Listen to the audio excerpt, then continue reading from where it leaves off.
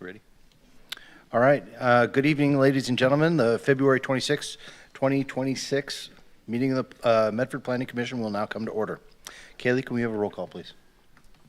Rachel Bennett. Here. Larry Busco. Here. David Culbertson. Here.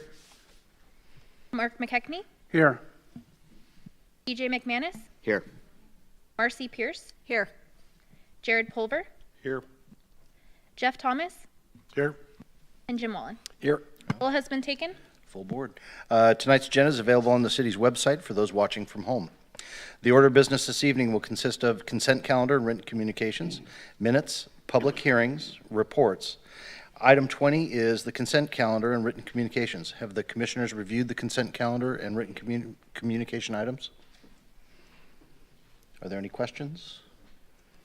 If no, can we please have a motion? Mr. Chair, I move to adopt the consent calendar and written communications as submitted. Is there a second? Second. All right. This is a voice vote. All those in favor? Aye. All those opposed? All right, motion's carried.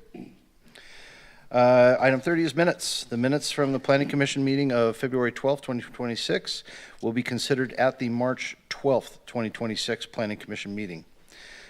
So we do not have any minutes for review. Oh, that's because tonight's continuous.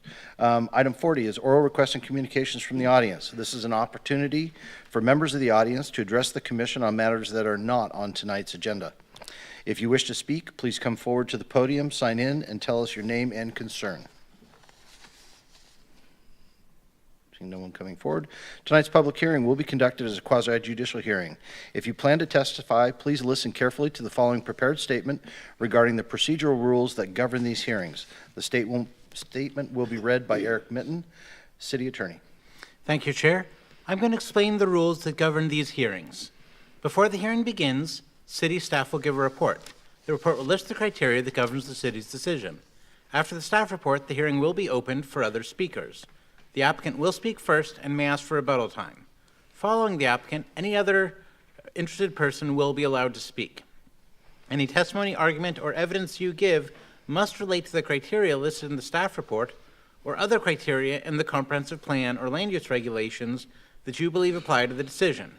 If you fail to raise an issue or do not give the Commission sufficient information so that the Commission and any party can respond, you will not be able to appeal that issue to the Land Use Board of Appeals. If you do not raise constitutional or other issues about any proposed condition with specificity so that the Commission can respond to that issue, you'll not be able to bring a court action for damages. Before the hearing is closed, anyone who needs more time to present evidence must ask for more time. If you ask, the hearing will be continued or the record will be kept open, and you'll have at least 7 days to present additional written evidence. Thank you, Chair. Thank you. In order to proceed through this evening's agenda in a timely manner, except at the Commission's request, applicants giving testimony tonight will be given 10 minutes to present their application. Individuals who have comments about the applications will be given 3 minutes or 5 minutes if representing a group or organization. And 5 minutes is going to be given to the applicant for rebuttal. Agenda item 50.1, LDS-25-392, consideration for a request tentative plat approval for the Lozier Loop subdivision, a 6-lot subdivision, residential subdivision on approximately 0.99 acres, zoned SFR 10. The subject site is located on the west side of Lozier Lane at the intersection of Lozier Court. Applicant is Rogue Valley Affordable Homes Incorporated. The agent is Needhammer Surveying. The planner is Stefan Roenfeld. The applicant has requested to continue this item to the March 26, 2026 Planning Commission meeting. If there are members in the audience that have come to testify on this agenda item, please come forward and the Planning Commission will hear your testimony at this time. Please keep in mind your questions may be answered on the March 26, 2026 meeting. There will not be any decisions made on this agenda item this evening. Anyone? Seeing no one come forward. Okay. Is there a motion to consider? Mr. Chair, I move to continue LDS-25-392 to the March 26, 2026 Planning Commission meeting. Thank you. Is there a second? Second. Is there any discussion on the motion? All right, Kaylee, can we have a roll call? Yes. EJ McManus. Yes. Marcy Pierce. Yes. Larry Busco. Yes. Mark McKechnie, Yes. Rachel Bennett, Yes. Jared Pulver, Yes. Jeff Thomas, Yes. David Culbertson. Yes. We have All right. 9 yeses. Thank you. Item 50.2, CP-25-222, a legislative amendment to the economic element of goals, policies, and implementation strategies sections of the Medford Comprehensive Plan to incorporate the updated economic opportunity analysis and related goals and policies. The applicant is City of Medford. The planner is Carla Palladino. The staff has requested this item be continued to the April 9th, 2026 Planning Commission meeting. If there are members in the audience that have come to testify on this application, please come forward and the Planning Commission will hear your testimony at this time. Keep in mind, your questions may be answered in the April 9th, 2026 meeting. No decisions will be made on this application this evening. Does anyone come forward? Seeing none. Okay. Is there a motion to consider? Mr. Chair, I move to continue CP-25-222 to the April 9, 2026 Planning Commission meeting. Thank you. Is there a second? Second. All right. Motion has been made and seconded. Kaylee, can we have a roll call? Mark McKechnie, Yes. Rachel Bennett, Yes. Jeff Thomas, Yes. Jared Pulver, Yes. Jim Wallen, Yes. Larry Busco, Yes. Marcy Pierce, Yes. EJ McManus, Yes. David Culbertson. Yes. We have 9 yeses. Thank you. Item 50.3, LDS-25-057 and ZC-25-058. Consideration of a request for tentative plat approval for a 72-lot residential subdivision consisting of single-family, duplex, triplex, and cottage-style units. The site consists of 2 parcels totaling approximately 15.07 acres and is currently zoned SFR4 and MFR20. The SFR4 zoning area is proposed to be rezoned to SFR6. The site is located south of East McAndrews Road, west of Springbrook Road, and immediately east of North Berkeley Way. The applicant is Berkeley LLC. The planner is Stefan Rosenfeld. Does any commissioner have any conflicts of interest or ex parte contacts to disclose regarding this application? Yes, Commissioner Pulver. Chair, one of my partners is a neighbor of the property, so I'm going to recuse myself. Very good. Any other commissioner members wish to disclose ex parte? All right. Do any members of the audience wish to question the commission of ex parte contacts or conflicts of interest? Okay. All right. Can we have a staff report? Good evening, Commissioner Stefan Lundfeld with the Planning Department. I'm here to give you a quick presentation for the Berkeley Hills subdivision and zone change, and I'm trying out a new design tonight, so bear with me if there's any technical difficulties. We start, as always, with the legal requirements. So for subdivisions, they can be found in section 10.202 sub 5, and they're shown here on the screen and have been addressed and summarized in the staff report. For zone changes, we're looking at 10.204 sub 2. There's 3 criterion. The middle one is a locational, thank you, that's the word I was missing, criterion, which does not apply to this application. And then both types of subdivision and the zone change are type 3 application, meaning the Planning Commission is the approving authority tonight. So with that, we go to a quick summary of the project. We are central eastern Medford, maybe just north of Donahue-Frohnmeyer Park. We got the Cherry Creek Apartments just south of it, and then the most famous Circle K in Medford is to the northeast. Surrounding the area, mostly single-family residential, other than the park to the southeast. We are looking at 2 parcels, about 15 acres in size total. So if you're missing the second parcel, it's in the bottom right. It's smaller, about 1 acre in size. Hard to see here. Zoning, we have an existing, for the northern 2/3, existing single-family residential, up to 4 dwelling units per gross acre, and then the brownish part on the southwest is zoned MFR 20, up to 20 dwelling units per gross acre, and the SFR 4 part is the part that's going to is proposed to be rezoned to SFR 6 tonight. Both of those zoning districts do comply with the club map designation, so we got urban residential and urban high-density residential for the MFR 20 part. And then issues and analysis of the project. So, like I said, we got 2 vacant parcels. Mostly, there's a little bit of elevation to it. We're about 30 feet from the top of the hill down to East McAndrews. We have an existing wetland. The record includes a wetland delineation report with DSL. It is expired by now, so we added a condition for that to be re-upped. Wetland is about 1.25 acres in size and is marked here, and there's also a condition of approval in the record for that wetland to be mitigated prior to final plat, because it is overlaying with some of the proposed lots at this time. Like I said, the zone change SFR 4 to SFR 6, so that's the yellow area here. For zone change, we look at 3 major components. That's the club and TSP consistency. So the proposal from 4 to 6 did not trigger a traffic impact analysis. We're below the 250 80 average daily trips threshold. Like I said, there's no locational criterion, and all facilities can be and will be available with the conditions that are included in Exhibit A and in the record. For density, when that's based on the SFR 6 proposal, we looked at it for total. So the minimum for the entire 15 acres is 70 lots. The maximum is 100 lot, proposed are 75 lots, so falls towards the lower end of the density range.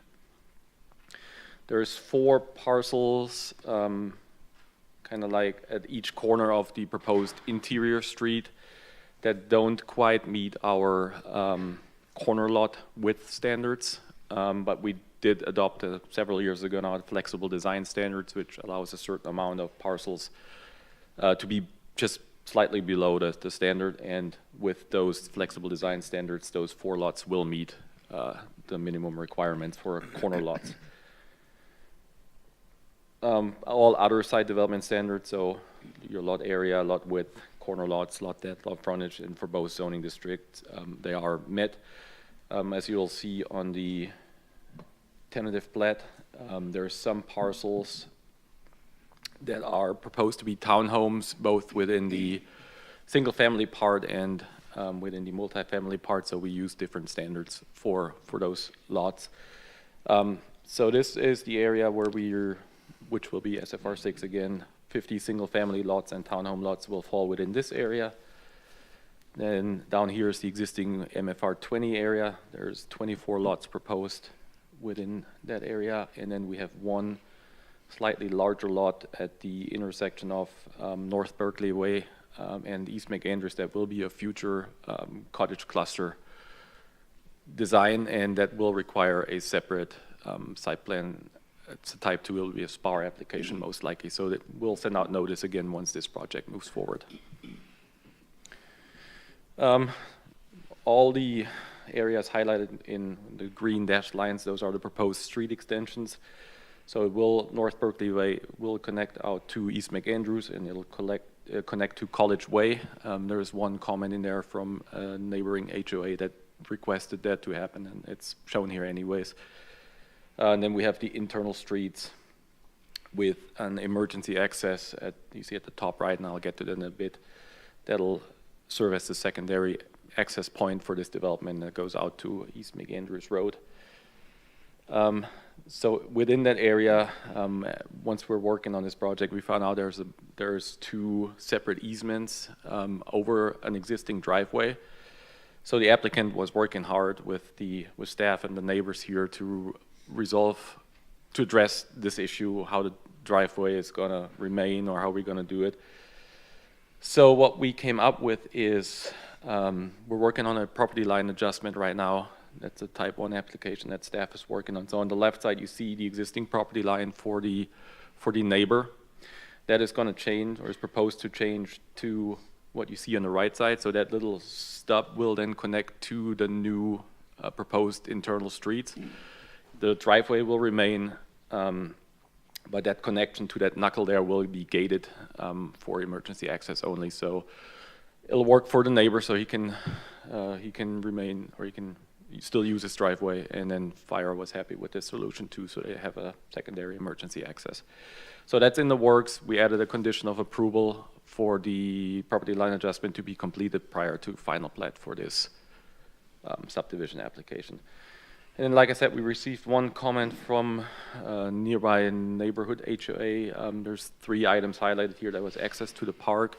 Access will be provided off of one of the internal streets, and at some point, Medford Parks will provide a pedestrian connection to the new internal streets. The street connection was the College Way extension that I talked about, and then the emergency access has been resolved as well. So with that, we go to the findings and recommendations, and for the zone change. Oh, no, I want to go, well, I already went over all the conditions that are special to this project. So again, will require some kind of mitigation effort with the Department of State Lands prior to final plat.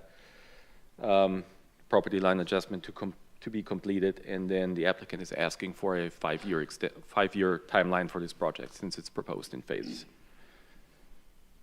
So now to the zone change findings, like both criterion 1 and 3 have been addressed, and the commission can find that these 2 criteria are met. And the same is true for the subdivision 6 criterion that we have. They have also been addressed and are either met or not applicable to this application. With that, we do recommend, or staff recommends, to adopt the findings recommended by staff and direct staff to prepare the final order for the approval of both the subdivision and zone change, and that's per the staff report dated February 19th of this year, and that's including exhibits A through Q and the approval of the 5-year timeline. And then I believe Mr. Burrows has some additional comments from Public Works, so I'm going to hand it over to him before we go any further. Thank you. Good evening, Chair, fellow commissioners. I'm Doug Burrows with the Public Works Department. I have a minor correction, change, clarification I want to point out on our staff report. It has to do with improvements on East McAndrews Road. So the applicant has been great to work with. They're required to dedicate some additional right-of-way on McAndrews, which will bring it up to our current standard half-width along McAndrews, which will allow for future improvements to McAndrews Road. There is existing curb and gutter, which they are not required to move, but we are asking for a sidewalk with planter strip. Now, our report's very specific that the planter strip should be 10 feet, and that's the part I'd like to change. It actually, the sidewalk should go where the new right-of-way is. So if the street and when the street's improved in the future, the sidewalk doesn't have to be relocated. A 10-foot planter strip would put it in the wrong spot. So we just want to make sure we have a planter strip and that the sidewalk is located at the right-of-way line. So that's it. All right, thank you. All right. Do any commissioners have questions of staff? Yes, Commissioner Wallen. I'm having trouble visualizing where North Berkeley Way is going to connect to East McAndrews, because if I'm correct, there's a slight grade about where that's going to dump onto East McAndrews. Is that, how far from that first rise is that? Let me maybe go to this one. I probably want to say somewhere where the blue dot is. It's gonna move turn slightly to the east and then down. Okay. Thank you. Okay. Commissioner Thomas? Yes, can you kind of walk me through, because I couldn't understand the easement issue with the property line adjustment. Can you kind of walk me through that real quick? Yes, and I might defer to the applicant because he's got a better understanding probably how this is all going on. Okay, So that's fine too, either way. with the, let me find a good map here.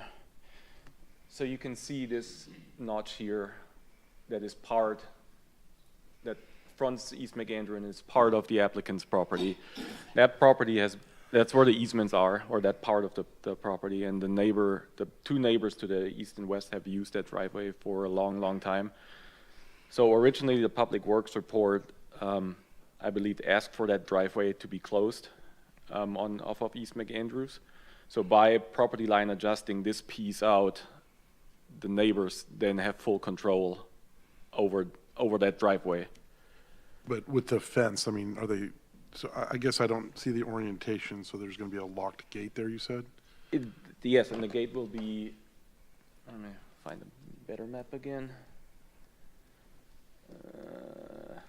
This will work.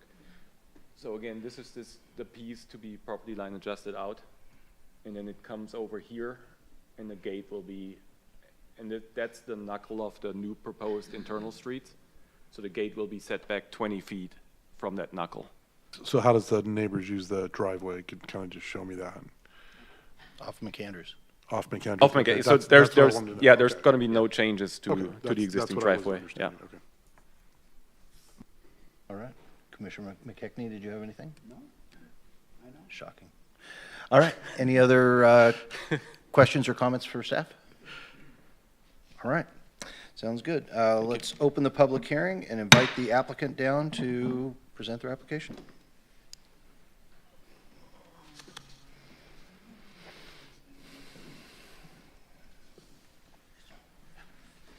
Good evening, Commissioners. Jack Galpin with Berkeley Hills, 744 Cardley Avenue here in Medford.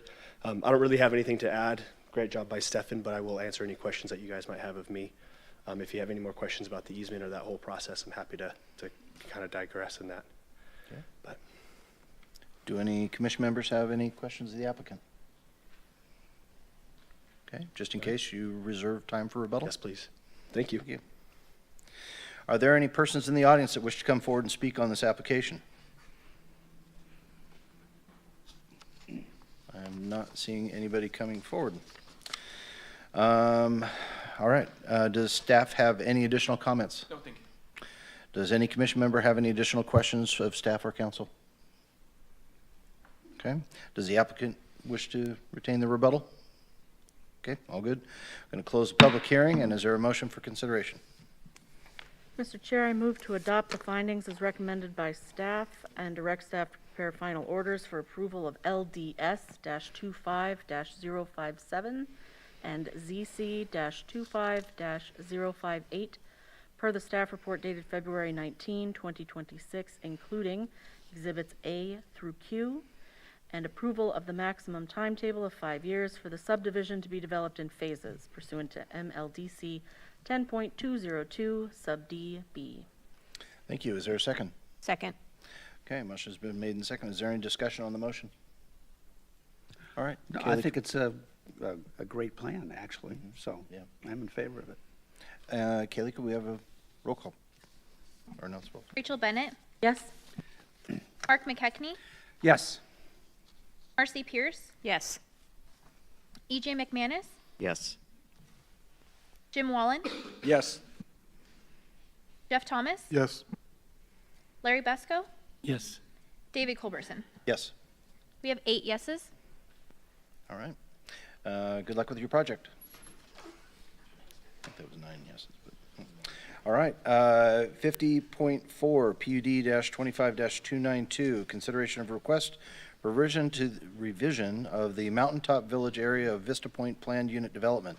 The revision includes changing the approved 132 townhouse-style units to 199 dwelling units in 11 buildings on approximately 25.05 acres, zoned SFR4, PD. So that's single-family residential plan development overlay. Mountaintop Village is generally located north of East Vista Point Drive, northeast of Park Ridge Drive, and west of Bordeaux Avenue in the termini of Whitney Terrace, Evening Ridge Terrace, and Deer Ridge Drive.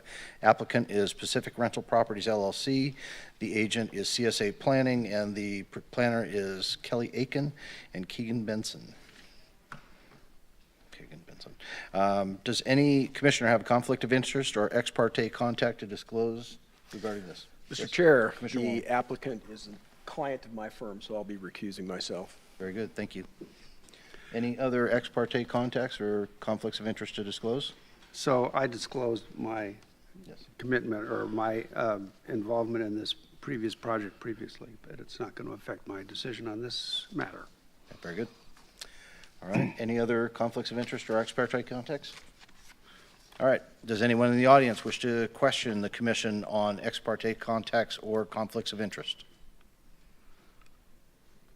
Seeing none, all right. Kelly, could we have a staff So, report? Chair, Sorry. so I just want to say, I was not at the last meeting, but I did read the packet for the last meeting as well as this packet. Perfect. I also watched the meeting, so I feel like I can be part of the discussion. So I just want to make sure people Thank you. were okay with that. So. And Commissioner Pierce? I will be abstaining since I was not on the Planning Commission when this application came prior. Okay, thank you. All right, Kelly, could we please have a staff report? Yes, thank you, Mr. Chair, and good evening, Commissioners. I am Kelly Aiken with your Planning Department. I have a report for you. I'll go over kind of what's happened since January 22nd. And I'll start off with some refresher. So you'll remember that on January 22nd, we held a public hearing. During the public hearing, we had a request to close the public hearing and leave the record open, which is permissible under the statute, and so that's exactly what happened. So it was open for 3 weeks. The first 7 days, anybody was able to submit additional evidence. The second 7 days, anybody was able to respond to the new information that came in on the first 7 days. And all of that correspondence is included in Exhibit Y-1. And then in the third 7 days, the applicant was allowed to submit their final written arguments. You'll recall that the applicant did request the ability to do so during the open hearing. So we did receive their final comments on February 12th. And all those are included in the record. So at this point, the public hearing is closed, the record is closed, so what's before you this evening is just some deliberation and a decision for you, from you for this evening. This is a Type 3 quasi-judicial decision. The Planning Commission is the approving authority under the code. And this is a revision to the 2003 and 2017 Vista Point PUD. The revision criteria for are found in the Land Development Code in section 10.198. This section points us over to the preliminary PUD plan approval criteria, which I'll show next. But the applicant did demonstrate compliance with the revision criteria. And so then we take a look at the preliminary PUD plan approval criteria in section 10.190. And again, those are found to be either satisfied or not applicable in this particular application. So we received a whole bunch of new exhibits. First, we have Exhibit A-1, which is the conditions of approval. The applicant did request a condition, and I'll go over that at the end of my presentation this evening. We did receive a number of comments from the public. Those are included in Exhibit Y-1. So for electronic users, we bookmarked the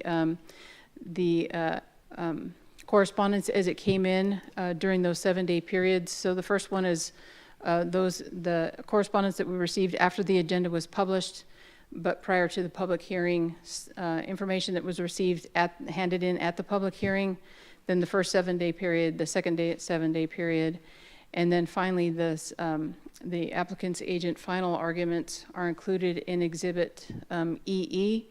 I pulled out all of the applicant's correspondence and put them together. I thought it'd be easier to manage the record that way. And I did the same with Mr. Hathaway's correspondence. So the applicant's supplemental information is in Exhibit CC and DD. Their final arguments are in Exhibit EE. And Mr. Hathaway's correspondence are in Exhibits FF, GG, and HH.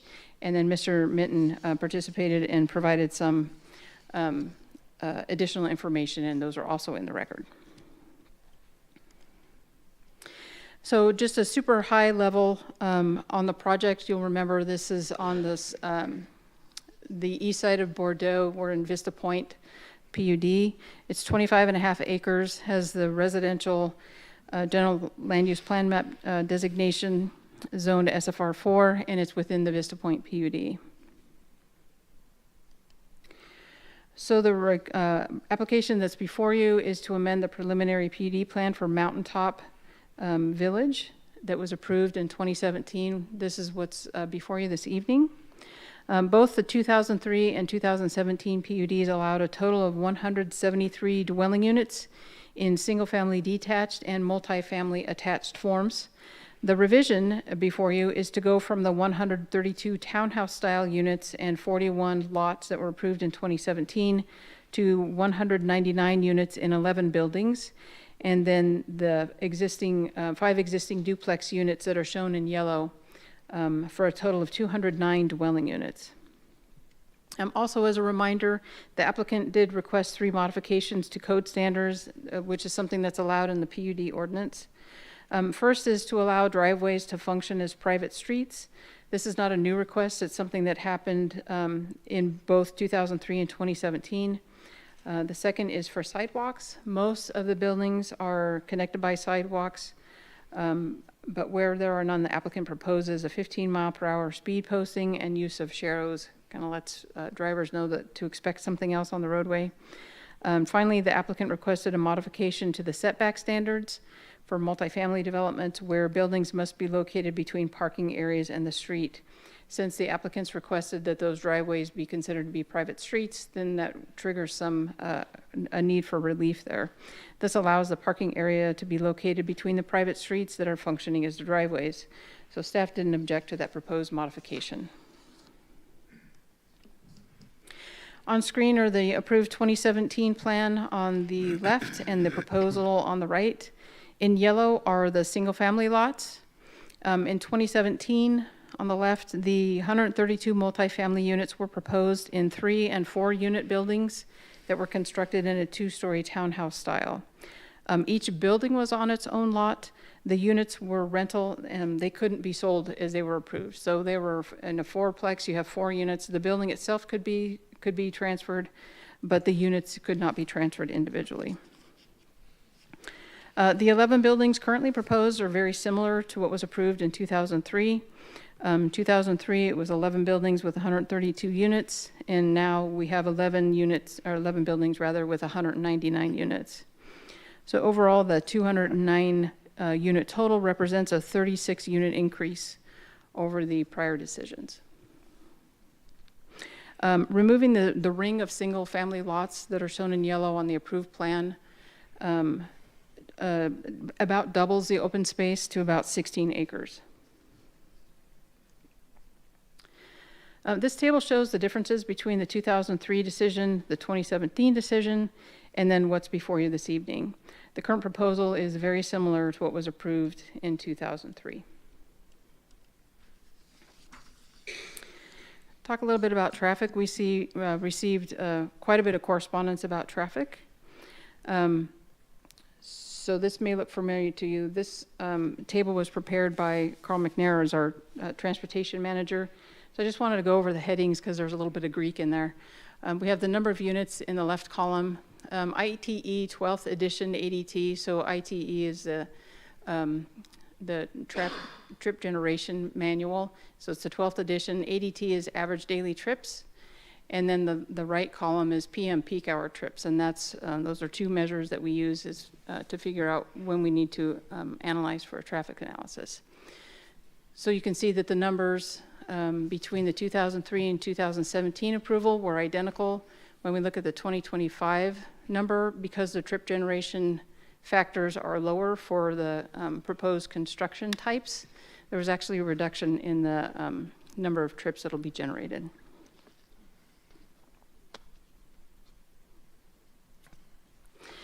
In Exhibit GG, Mr. Hathaway had submitted some testimonial from Enloe Consulting as a traffic engineer. The comments didn't argue with the numbers that are on the screen. It includes by stating that the Planning Commission can request additional studies if they feel existing evidence is insufficient to make a decision, or if Public Works identifies safety and operational concerns. The applicant's traffic engineer provides a rebuttal in Exhibit D. The code, so Land Development Code Section 10.461 says that traffic studies are required when trip generation exceeds 250 PM peak hour trips, or if there are safety concerns identified. Neither condition exists as stated in our Public Works staff report, so no additional traffic analysis can be required under the code. Same for emergency evacuation analysis. That has been an ongoing request through the correspondence that we received. And I want to talk about this a little bit because it's a really good question, and I kind of want to talk about how staff comes to conclusions and how we make recommendations. So first, as you know, the decisions that you make as a planning commission have to be based on the approval criteria. The analysis that I do has to be based on the land development code. So those two things tie together. So when this comment came up, one of the things that I did was look at the code to see how we could require an emergency egress or analysis. And the answer is that we couldn't. There's no basis for that kind of a request in Chapter 10, which is the Land Development Code. I'm not aware of anything in the state law, and I'll ask Fire Marshal Farrington to talk about the fire code. But between those three units, there's no requirement for this kind of an analysis. And then I have to talk about the fixed goalpost rule. So in the way the state statute works is that land use applications are subject to the standards and the rules that are in place at the time that the application was submitted. So in this case, say that we had been working on an ordinance, and then last week City Council approved an ordinance to require an emergency egress analysis. We wouldn't be able to apply that standard to this project because it wasn't in place at the time that the application was submitted. So those things kind of work together. So to conclude on that, there's no basis for the city to require that kind of an analysis, and it would be an error if we did so. I want to talk a little bit about the pedestrian pathway. So in Exhibit W, the Parks Department had required a public easement over the proposed pedestrian pathways, which was a condition that was carried forward from the 2017 approval. The applicant had submitted a request, had objected to that request under Nolan and Dolan when the record was in the first 7 days. They submitted that objection. It seems that the applicant was unaware of the 2017 condition, so I'm going to ask Mr. Mitten to speak to that, and we can do that now or we can do it later. It's up to you. Sure, I can do that now. After the written materials were exchanged in the record, we had a good discussion, and my understanding is that the applicant is not pursuing a Nolan Dolan challenge further after some of the clarifications in that back and forth. So that is all. I could walk through it in detail, but I don't think it's a live issue anymore. So I recognize there's a lot of people here. So happy to answer questions if anyone has questions about it. But I think that we have an understanding on that. All right, thank you. Moving on? Yes. All right, moving on. So I wanted to wrap up talking about compatibility, and I wanted to point out a correction to the staff report. I had copied this statement from the applicant's findings, and I missed two pretty important words in that, so I just wanted to correct the record, so we'll be producing a commission report, and I'll make that correction. So I wanted to talk about compatibility in the context of the PUD ordinance. This language is from the PUD general provisions. It's section 10.192 of the Land Development Code. And the subsection 2 is a list of allowed modifications to the standards in PUDs. So it allows some flexibility in PUDs. So in subsection 2G1, so the first subsection, that is in the wrong place. It's supposed to be on the line below, sorry. So the PUDs can contain any housing type that's listed in subsection 10.314, subsections 1 through 3. So those types are, so in that subsection 1 is all single-family residential, sub 2 is multifamily residential, and then sub 3 is special residential, which includes manufactured dwelling parks and cottage clusters. So any of those construction types are permissible in a PUD. On subsections, what in the world? I am so sorry, it's supposed to be on the 200s. In subsections 2 and 3, the code requires an additional analysis for conditional uses and non-permitted uses that are within 200 feet of the boundary of the PUD. So the proposed residential use is permitted in the residential zones, and the proposed form is permitted via the PUD ordinance, so no additional analysis is required, like we would have to do some You have to make extra effort when those non-permitted uses are within 200 feet of the boundary. So that doesn't apply to the residential use. So it's important to remember that Mountaintop Village, it's not an independent development. It's a neighborhood component of the Vista Point PUD. So the overall density that was approved in 2003, concentrated density in Mountaintop. Some form of attached housing is required to hit that required density number. So what we're really talking about tonight is the form of the units, which the multifamily form is permissible under the code, and then presumably compatible under the ordinance. The proposal meets the multifamily design standards with the exception of the parking located between the street and the units, which I mentioned earlier. The applicant did request for relief from that standard, and staff doesn't object to that request. So I wanted to share some of the, just some snips from some of the correspondence that we received. These are from the applicant's submittal exhibit CC. And there are no architectural design standards for the Vista Point PUD, which is demonstrated in these three very different architectural types. And then we received some mock-ups at the January 22nd meeting. I shared a video from Mr. Hathaway that simulated kind of a flyover of the proposed development. So that's on the bottom of the screen, and on the top of the screen, the applicant did kind of a mock-up showing the units.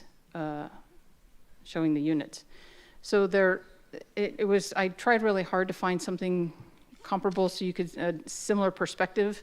It's a little bit tricky because the ones from Mr. Hathaway are from a flying level, and the CSAs were more looking up the hill.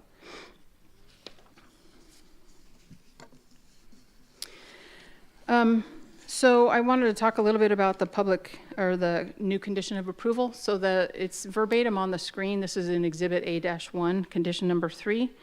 So during the hearing, Commissioner McKechnie, you had asked about grading that was required to accommodate those buildings and if the proposed layout was feasible. So in response, the applicant requests that this condition be added.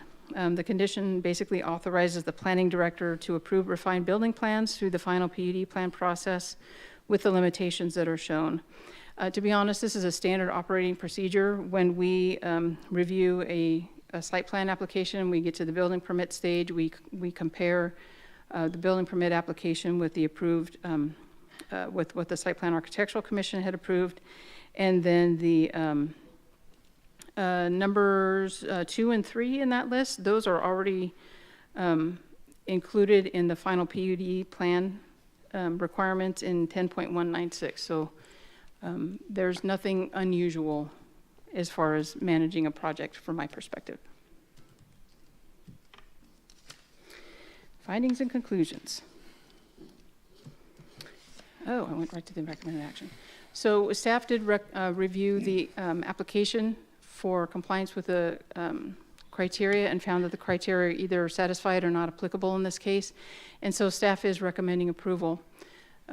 We did a very thorough analysis. I wanted to take a moment and thank everybody for their correspondence. There were some really interesting challenges, and I appreciate the effort that the neighbors made. However, even through analyzing all those comments, we still feel that it meets the approval criteria. And so that's staff's recommendation. I did add the third bullet is accepting the condition I just mentioned. And I also wanted to point out, you see exhibits A1 through JJ. I had a typo in my written staff report. I had II, it should be JJ. And I think that concludes my presentation. I'm happy to take your questions. Thank you. Does any commission member have any questions of staff? Yes, Commissioner Bennett. I just wanted to be clear because it had come up a couple times in the comments. Looking at page 212 of our packet with the various 1, 2, 3, 4 points of ingress and egress from the property. And it looks like only number 3, which is on the southwest corner, only that is designated as emergency access only. I think there was some discussion at the initial hearing about whether the other three would all be standard ingress and egress. Is that correct? That is correct. So that was something that we had communicated with the applicant about. The very northern one was also shown as emergency at the beginning, and that was to change. Okay. That's all I had. Thanks. Thank you. Any other commissioners have questions of the applicant? Or, sorry, staff? Sorry. Okay. All right. I have Some Fire Marshal Farrington is here with, if you want to chat with him. Mr. Minton, I think, has something else to say, and then Public Works is also here as well. Okay.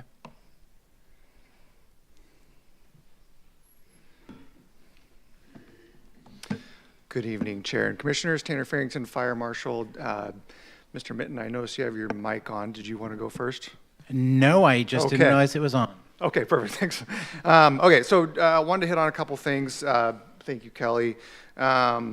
First, a clarification.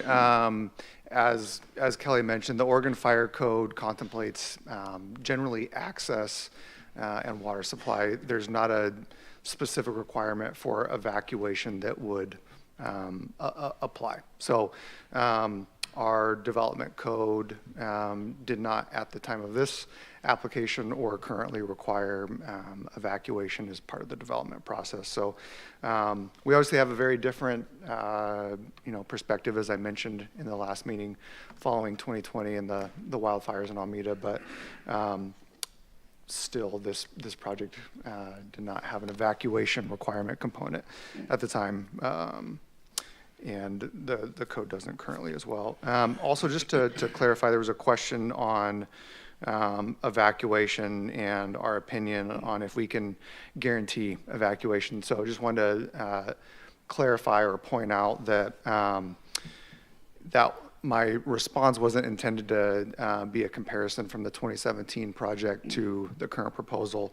Just more of a general statement that it's really challenging to guarantee that evacuation can happen in an incident. It's difficult to guarantee any outcome in an incident, especially a large wildfire incident like we experienced with Alameda. Extremely dynamic, lots of challenges, extremely unpredictable.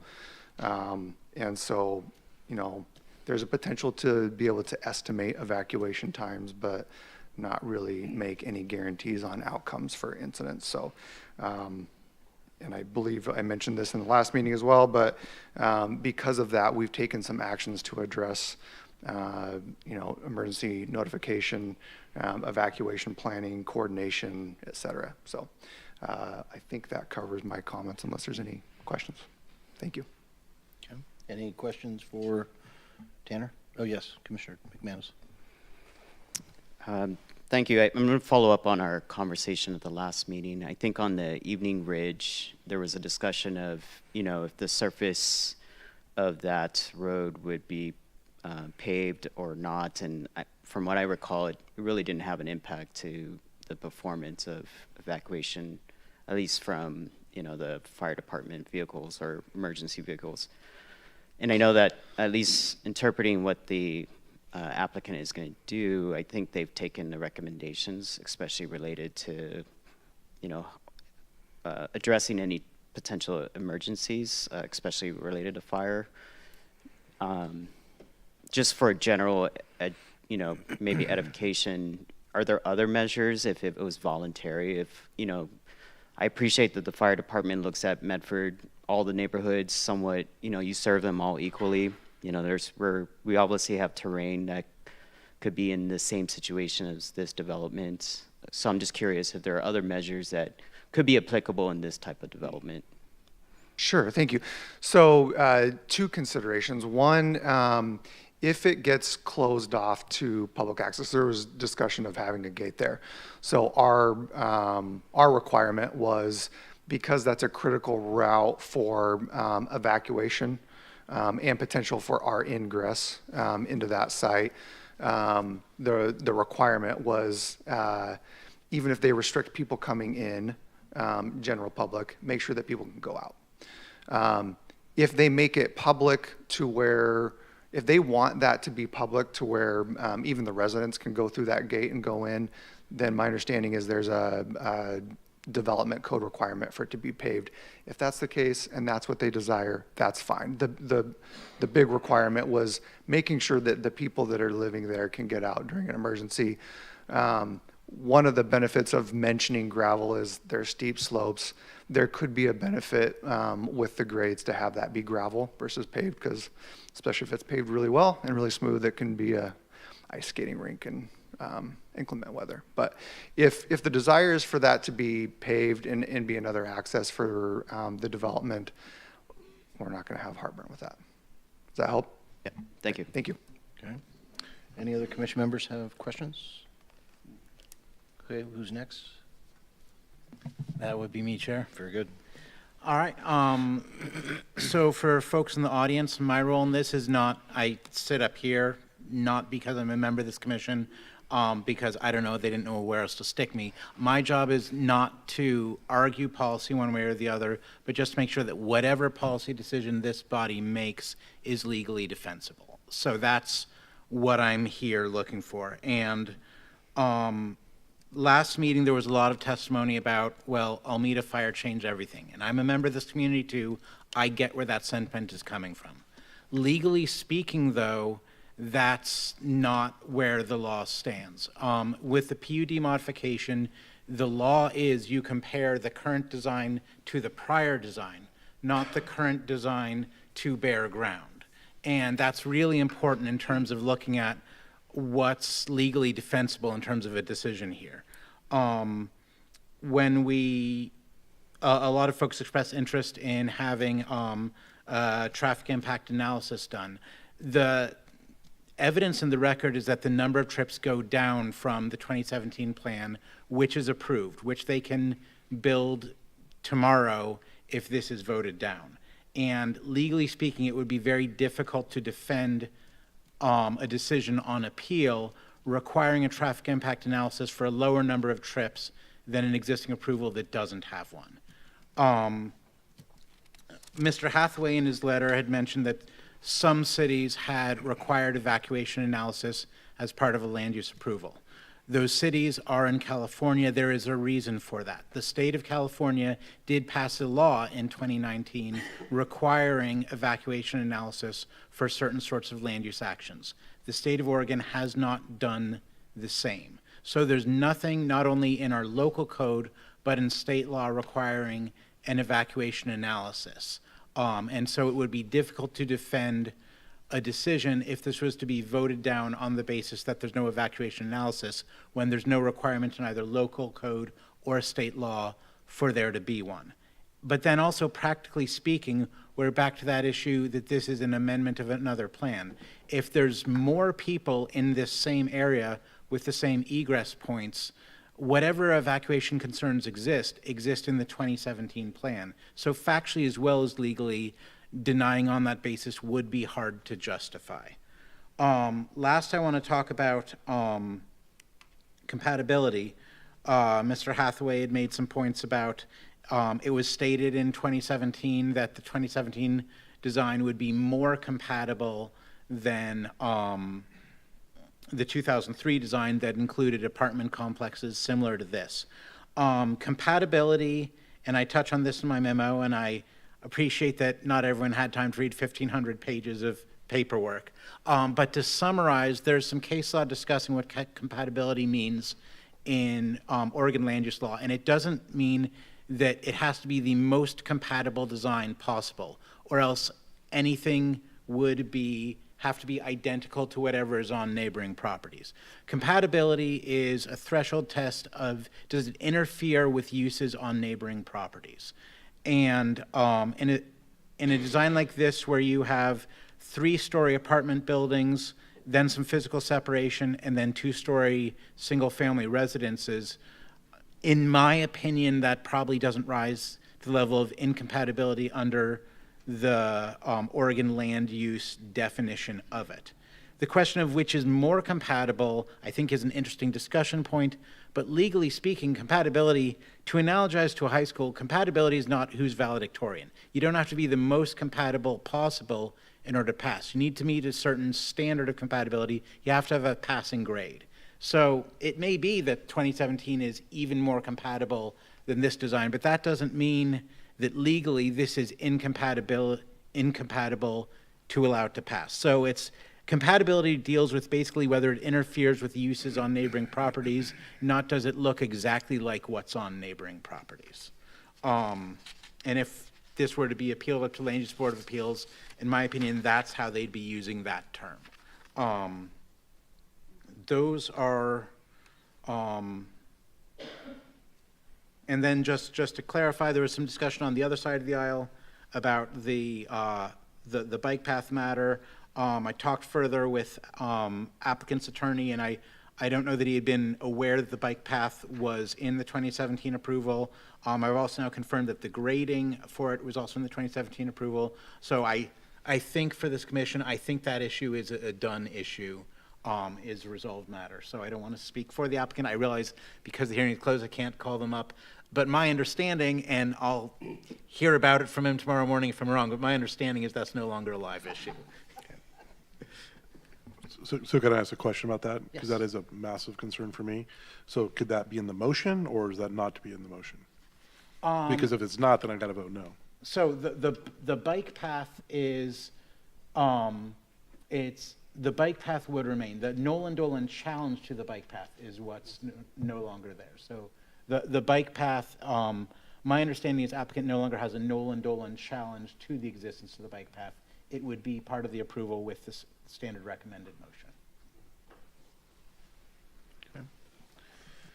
Any questions of legal? All right. Kelly, do you have more direction for us? Yes, thank you, Mr. Chair. I do. I'm going to ask the commissioners if you would speak to your motion. I think it's really important to understand the basis for your decision, especially if you're going to vote no. There's an analysis of the approval criteria in the record. So if you conclude that the proposal doesn't meet a criterion, please speak to the criteria specifically so that we understand a basis for your decision. So are you okay with us putting a motion on the table and then discussion on the motion? That's exactly how it needs to happen. Fantastic. Thank you, Mr. Chair. Do we have a motion? All right. Mr. Chair, I move to adopt the findings as recommended by staff and direct staff to prepare the final order for approval of PUD-25-292 per the revised staff report dated February 18, 2026, including Exhibits A1 through JJ, adding Exhibit Y1 with the new public comments, and the Planning Commission accepts the applicant's stipulations contained in Exhibit B and applies them as conditions of approval, and accepting the applicant's stipulated condition of approval, allowing the applicant to make final design improvements, and authorizing the planning director to approve the final building designs. This condition is included in Exhibit A1. Thank you. Motion has been made. Do we have a second? Second. All right. Motion has been made and seconded. Yes, Commissioner McKechnie. Ready for comments? I am absolutely ready for Okay, very good. So let me say that I agree with the developers team that this is a very, very challenging site. I also, unfortunately, that analysis is about all that we agree on. I believe that we should be looking at this exhibit only under MLDC 10.198, which is specifically a revision to a PUD. My interpretation of that is the Planning Commission is given a broader latitude in assessing the compatibility of a proposed PUD change than the original PUD itself. And to quote paragraph 1C from that, it says, "It is further provided that before the Planning Commission can approve a PUD plan revision, it must determine that the proposed revision is compatible with existing developed portions of the whole PUD." And this is the only sentence in any of the PUD documents, the process, where the word compatibility is written, and it is written, I believe, intentionally, to maintain the approved or amended vision of the original PUD. I also believe that a revision to the PUD should offer something more, not less, than the approved PUD currently in effect. In the case of the 2017 revision, a pool, a community room, and neighborhood pedestrian paths and connections were offered as an additional benefit to the overall development. In the case of this revision, gone is the pool, gone is the community room, and we only have a fire break masquerading as a path as a neighborhood compensation. Here's what I find troubling about this PUD revision. Clearly, the buildings are not compatible with existing development. They are large, close to 30,000 square feet per building, and bulky in relationship to other units in the development, typically 2,500 to 4,000 square feet. The footprint of the typical proposed building on the average is 65 by 150 feet. This is roughly 10,000 square feet. Further, the buildings are not designed in a way that they can step down the slope. They only work if the entire first floor is on the same level.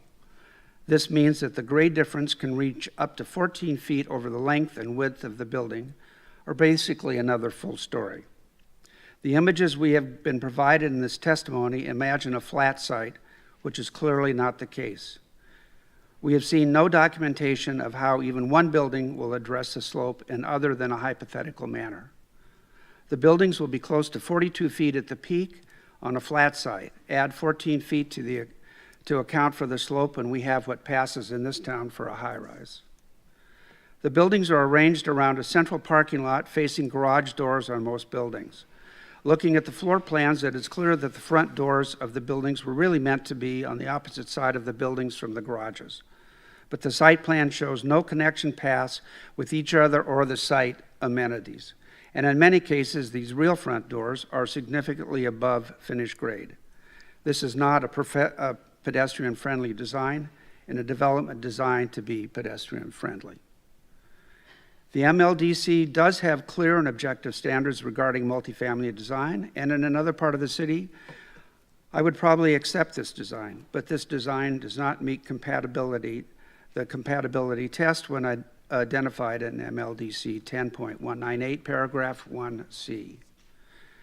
Much has been made that the proposed development is actually less dense than the current approved PUD, given that the single-family lots could also conceivably all be duplexes.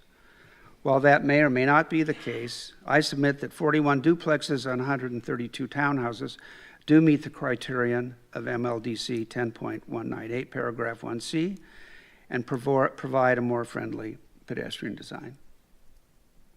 Thank you. Very thorough, thank you. Who else? Thank you. No. Jeff, do you want to go next? Yeah, I mean, I need to be consistent because, so I'll be voting no on this, and the reason, which he was much more elegant than I could be, is about compatibility. The same thing happened in another neighborhood that I'm familiar with off of Cedar Links when that golf course was closed. Basically what happened was they worked with the neighbors, they worked on what a PUD was going to look like, and then they came in, changed the PUD, had nothing to do with what it was approved for originally, and they built a massive apartment complex right on the side of the road, and that was not compatible with the neighborhood at all. So it's a compatibility issue for me. People make decisions based on what that PUD is approved for. They make life decisions about where they're going to live and how they're going to live, and then it gets changed.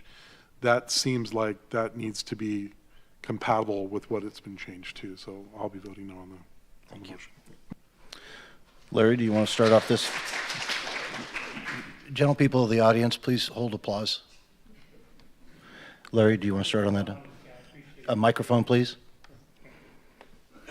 I appreciate Ms. Aiken's clarifications and introduction, and also Mr. Mitten's clarifications, but I am going to support this motion because I do believe it is compatible. It's compatible more closely with the 2003 version that was approved. Although the one thing they did do is they removed all the development off the steep portions of the slopes, which I liked. They increased the buffer, which I liked.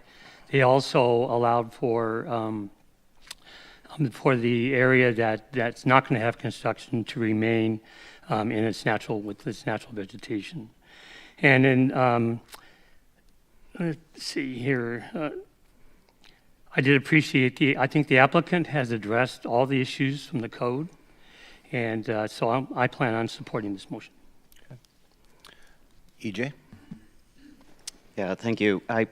I would also be supporting the motion. I think based on the application, the agency comments and the findings from staff, it does meet the applicable standards. I do really appreciate that, you know, the neighbors and obviously the stakeholders that would be impacted by this development at a community level.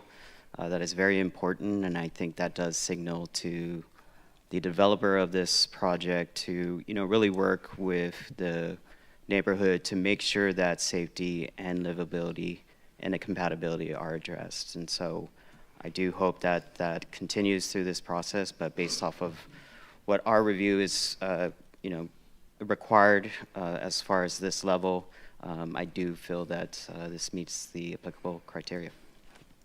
Okay, thank you. And Commissioner Pierce, you're abstaining? Yes, I will be. Thank you. Commissioner Pulver?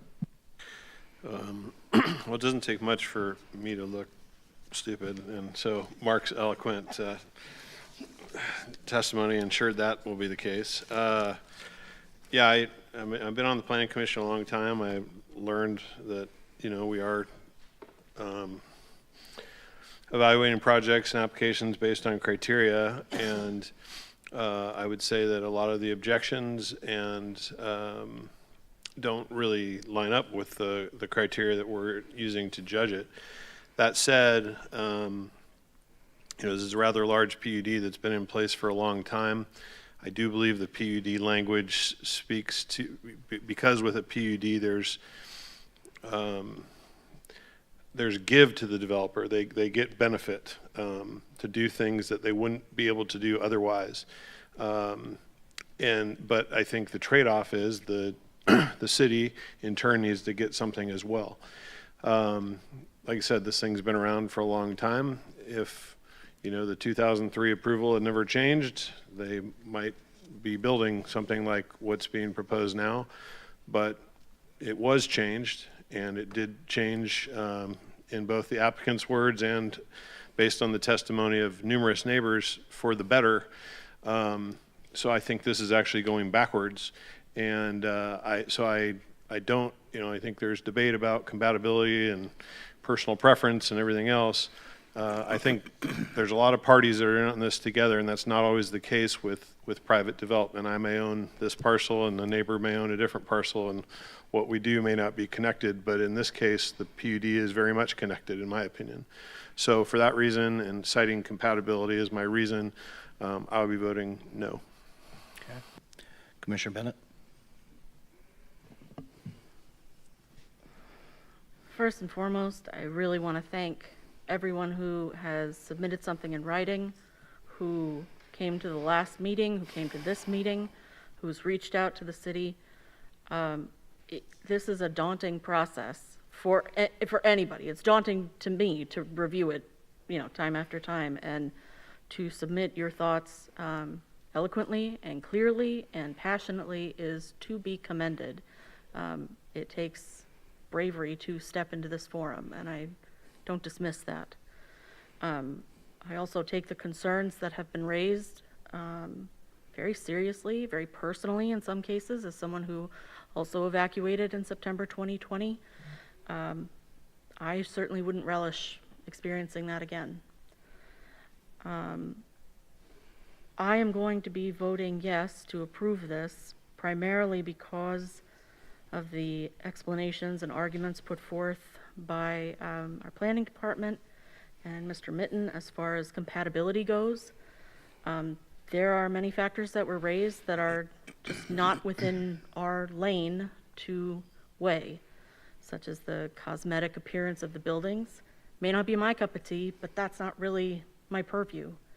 The impact on property values, the impact to your view, private access to parking on public streets, not really something we can take into account for this particular purpose. I think the most persuasive thing that I read was regarding public transportation access, and hopefully as this gets developed, maybe RVTD will re-examine that and offer something, because it is pretty far out there for some high-density housing to not have something close to the bus. But beyond that, when it comes to compatibility, I think the purpose, meaning residential development is compatible. Would I prefer that it were affordable housing, affordable rental housing? Yeah, rather than market price units. But the most compatible is not the threshold, it's compatibility. I definitely understand when this was originally submitted in 2003, a lot of properties have probably changed hands in 23 years, and it's jarring to now be confronted with the decisions made by a totally different body at a totally different time, such as city planning. I think it's very important that we apply consistent standards across all the applications that come before us, precisely because of appealability. And so I think it's met those standards. So I will be voting yes, but I genuinely do thank everyone. Please don't feel that your participation was fruitless. It's not. It has an impact on all of us sitting up here. So thank you again. Thank you. So my comments aren't going to be as eloquent because I'm just not that cool.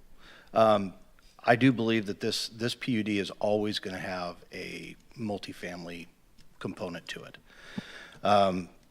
The applicant meets the threshold of the vacant land, and he has approval from 51%. They meet the PUD application criteria. I think there's a discussion as to whether or not the safety, ingress, egress, compatibility with the neighborhood. If he'd gone back to the 2003, I believe it was going to be condominiums. There is no law that says one person can't own every condo in a condominium unit and rent them out. So the multifamily aspect was always going to be here. It just depends on what form it actually materializes in. So I'll be voting yes. Are there any other Can I comments? just make Yes, one more Commissioner comment? Thomas. I just want to, and everybody's got to vote the way they feel they should vote. But I would hope that you're not voting based on what you think the criteria says, because I think we could argue about what that criteria is, and that's the lane we have to stay in. Because I would like to point out, and it was a great email for me to get today from Kelly, the Planning 101. And remember what that first slide showed. What did that show? It showed that as a planning commissioner, one of the things that we need to take into consideration was the good of the community. And if 2017's PUD is, like Commissioner Pulver said, a better representation of the compatibility, and now we're going backwards, I think that slide 1 is more important than the criteria that we've been given, but that's just my opinion. Okay, thank you. Any other comments? I would agree with that. Okay. Yes. Just from my perspective in terms of defending any decision on appeal, what I would argue is that the good of the community should influence how commissioners look at the criteria, but it's not a separate basis for approval or denial from the approval criteria. So I don't think they're two separate analyses, but it's just good of the community informs how one looks at the criteria. Okay. Any other comments? All right, Kaylee, could we please have a roll call? Marcy Pierce, Abstain. Jared Pulver, No. Larry Busco, Yes. Jeff Thomas, No. Mark McKechnie, No. EJ McManus, Yes. Rachel Bennett, Yes. David Culbertson. Yes. We have 4 yeses and, wait, 4 yeses, 3 noes, and 1 yes, abstention. excuse me, sorry, and 1 abstention, excuse me. Thank you. All right, motion carries. Good luck with your project. All right, we are now going to go into the other presentations and reports. Gentle people of the audience, please be calm and quiet while you're leaving the auditorium. We still have more business to conduct. Transportation Commission. Commissioner Pulver. Yeah, we met yesterday.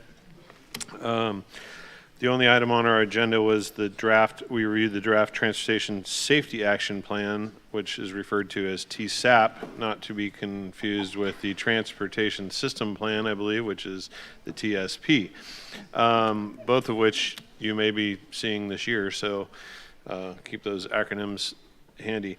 We're going to see it here before too long, I think maybe even later this month. depending on if it gets pushed out or not. Excuse me, we're still in February. In March, excuse me, we'll be seeing it in March. So you get a chance to review it. I would encourage you to review it. There was some discussion as to, whether it's a guiding document or a document that's like, here's a bunch of to-dos that are going to get done. I think it was, I guess I took from it that it was more of the former, that it's ideas and concept, or a toolbox, I think was the term that was used. So, keep that in mind. But there are some very specific to-do items, for lack of a better description, in the back as it relates to some high injury or high-risk areas that have been identified based on historical accident rates and other things of that nature. So it's interesting in that regard because, you may or may not agree that a roundabout should go in a certain place, or, how to handle multimodal transportation in those areas, that sort of thing. So it's probably in the neighborhood of 50 pages, something like that, but it's worth reviewing, and we will get that chance next month. So just that's coming your way. Cool. Thank you. Commissioner Thomas. We have not met since our last meeting. Okay. Planning Director. Fell over, that's embarrassing. All right, Kelly Aiken still with your planning department. So first I wanted to welcome Commissioner Pierce. Congratulations on your appointment. Thank you. Yeah, we're happy to have you on board. Thank you all for your thoughtful comments and your work on Mountaintop. That was a difficult project, and I thank you for your time and effort in reading 1,300 pages of evidence in that record. It was a big one. So 1,369. But who's counting? Yes, I went through all of that. I don't know if you noticed, I had page numbers on the bottom of all my slides just to kind of help move through that. It was a lot to go through. So thank you for that. Study sessions. Speak of the devil. We will be talking about the TSAP on March the 9th, and it's actually on your agenda on March 12th for consideration. So it's coming right up to a study session near you. We do have business scheduled for March 12th. It should actually be a relatively light meeting. We have the TSAP, and then also we're going to ask you to initiate a code amendment for some work on our historic paint palette and how we manage that, that through our historic commission. We also have business scheduled for March 26th and April 9th. So your next 3 meetings will have business scheduled. At council last week, they approved the urbanization plan for MD3C. That's the one on Owen at Foothill. And then next week, we have an annexation for Timber Products. This is really interesting to me. Timber Products has had a statutory freeze where the city couldn't initiate an annexation on their properties, were protected. And so now they've asked to annex, it's about 40 acres of their property on the east side of Sage, just north of Highway 238. So that property, they want to bring it in. So that's pretty interesting. I know, that's what I said too, wow. That's coming up. And then last night, you may have paid attention, the City Council had a study session on the Creekside Corridor project. I'll encourage you to take a look at the recording of that. It was very interesting. I had to leave a little early, so I'm not confident on all of the outcomes of that. And then your joint session, of course, is scheduled for March 11th.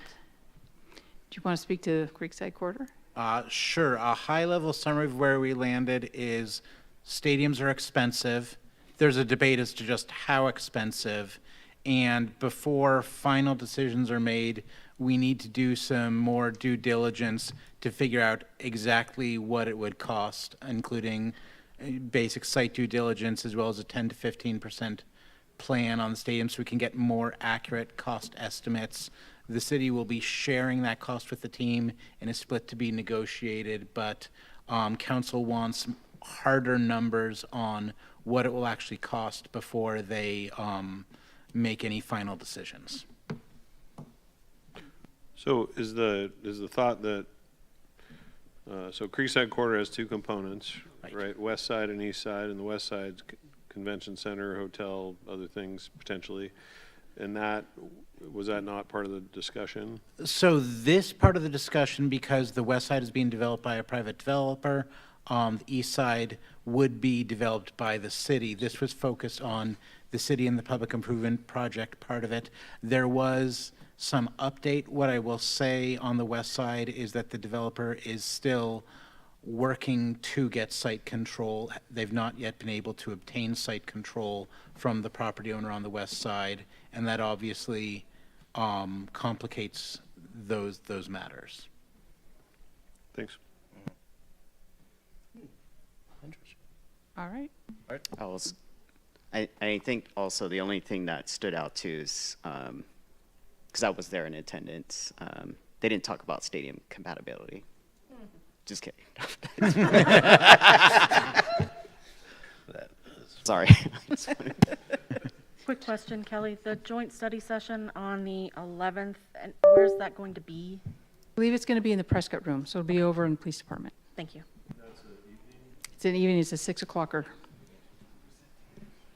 All right, thank you all. Anything else? Nope. All right. Item 70, messages and papers from the chair. I have none. Remarks from the city attorney. Nothing further. All right. Propositions and remarks from the commission. Happy Yes. to sit in the cheap seats, that's okay. Commissioner McManus. Yeah, I just wanted to say thanks for staff, obviously on this specific agenda, specific to the item. It's really appreciative with the support, obviously with the magnitude of the community input. It was great to have that organized. Even though this was extended over multiple meetings, it was really helpful to have not just input from the applicant, but just the overall ability to kind of really make sure that we're looking at this holistically. And it's also great to see from colleagues that we definitely don't fall into that. We're all going to go in the same direction. So it's really great to hear some of the comments, because it's definitely helpful to have another perspective that could be material or not. So I just wanted to say thank you for your help. Could I have a backseat on the not having comments? That just made me say, I want to say thank you so much for the detailed comments. Whichever way this vote had gone, that's the sort of record that makes my job easier when a controversial project goes up on appeal. It's the detailed thoughts from each commissioner is so important for on a complex vote like this where reasonable minds may disagree. It's so important to have those detailed thoughts from the commission. It makes, at least for me, my life much easier, and certainly for the folks in the audience, regardless of how they feel about the ultimate decision, it makes them feel heard. So thank you. Probably still going to be appealed though, right? Oh, I almost guarantee it. Okay. Yeah. Commissioner McKechnie? No, I was just going to say, to kind of follow on that, it was great to have a heads up from staff that this would likely go to appeal. So, basically get your thoughts in order and base them on something other than, well, I think that it ought to. Yeah. I too appreciate all the comments. It's nice to hear opinions before a vote. All right. Any other propositions or remarks from the council? All right. Adjournment.